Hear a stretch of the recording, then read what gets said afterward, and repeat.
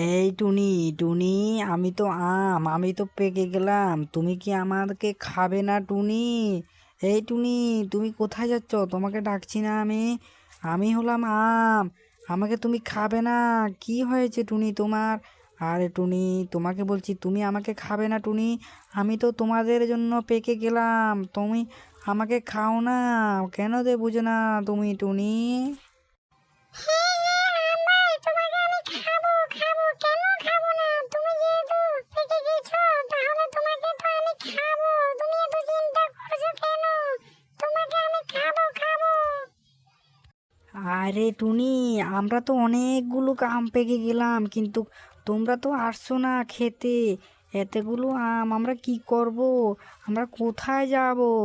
আমরা তো পেকে গেলাম একমাত্র তোমাদের জন্য আর মানুষদের জন্য। মানুষকে, মানুষজন আমাদেরকে খেয়ে খাবে, কিন্তু আমাদেরকে তো কেউ খাচ্ছে না। তোমাকে অনেকগুলি আম আমি গাছতলে পাড়ে দিব, তুমি এগুলো খেয়ে ফেলো কেন? কেমন? আমি না হলে কাঁদবো টুনি। আরে আমরাই তুমি কেঁদো না কেঁদো না। তুমি কেঁদো না আমরাই, আমি তোমাকে খাবো, চিন্তা করো না। আচ্ছা আচ্ছা, ঠিক আছে, তাহলে তো আমি খুশি হয়ে গেলাম টুনি। তুমি তাহলে আমাকে রোজ খেয়েও। আমরা তো তোমাদের জন্য আম পেকে পাকি যাই, কিন্তু তোমরা কেন বুঝে বুঝো না? আমি তো সে কোথায় বুঝি না।